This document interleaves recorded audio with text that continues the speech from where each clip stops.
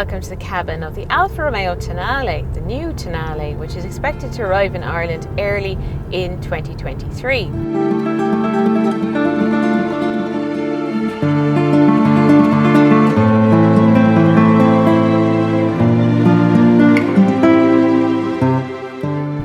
We haven't heard from Alfa Romeo for quite a while. I haven't had significant drive time in an Alfa Romeo since the Giulia in 2017 and also then the Stelvio SUV in 2018. But now they're back in the C SUV segment, that mid-size SUV segment. And Alfa is a sporty premium brand. That's how they like to position themselves in the new Stellantis group, which they're now a part of.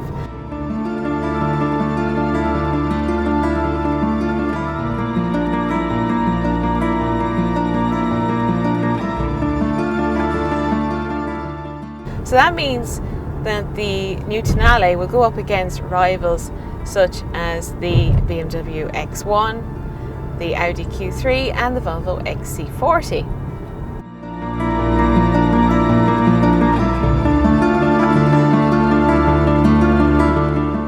That's all tough competition, but the Alfa Romeo of course brings a lot of style to the party, and it also promises some more sporty driving dynamics as well.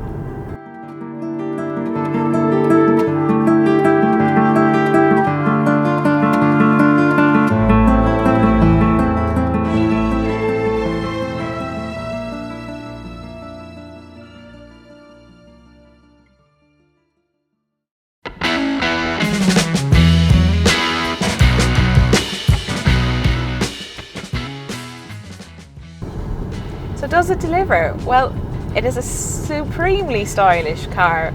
It looks really beautiful.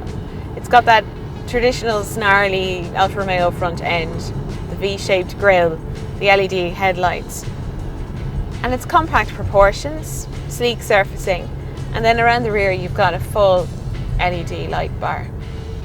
So it does have curb appeal, and that does matter in this segment. 18-inch alloy wheels come as standard across the range as well, and we're going to have two trim levels in Ireland, the TI and the Veloce.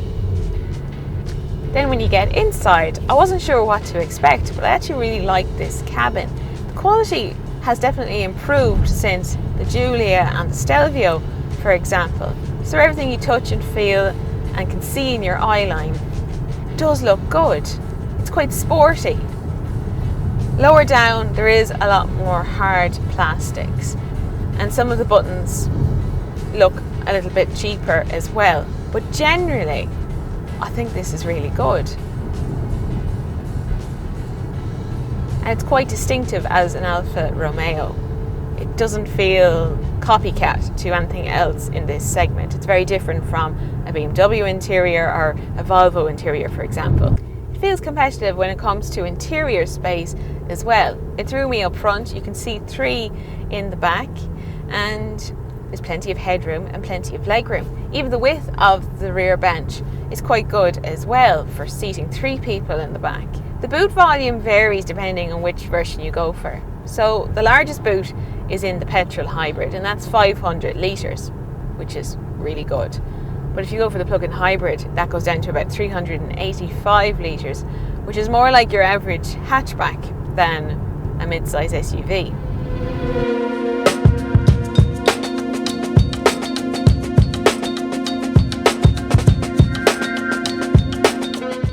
When it comes to engines, the entry into the range will be a 1.5 litre petrol hybrid with 160 horsepower. We don't have any pricing on these cars yet. What I'm driving right now is the range-topping plug-in hybrid, and it has 280 horsepower, and you can certainly feel it. It's got loads of power and all-wheel drive, so lots of grip as well. It puts that power down really well. Gets a bit noisy there at the top end when you really put your foot down, but I have it in the dynamic mode, and that's of course maximum attack mode. It sharpens everything up, it gives you more throttle response, it holds onto the gears a bit longer as well. So if I pop it back into normal mode, it's probably a little bit more of a relaxed pace. It avoids those surges. But it's a nice car, it's a nice plug-in hybrid as well. The plug-in hybrid has the most power at the moment of the range, and you can also of course drive it electric up to about 69 kilometres. Now that's off the pace compared to something like a BMW X1 plug-in hybrid, but Alfa Romeo say that in city driving, for example, you could get up to 80 kilometres. And even when it's running in the hybrid mode, it seems relatively efficient as well. It's not drinking the fuel in that mode. So is it good to drive? What everybody wants to know. Well, the short answer is yes. There's loads of grip. There's not much body roll in the corners. It's nice and agile. They brought us to the track, the test track at Balocco, to drive this car. That's how much confidence they have in it. Steering is nicely weighted. Certainly it's one that you would like driving. You'd like being behind the wheel of this car.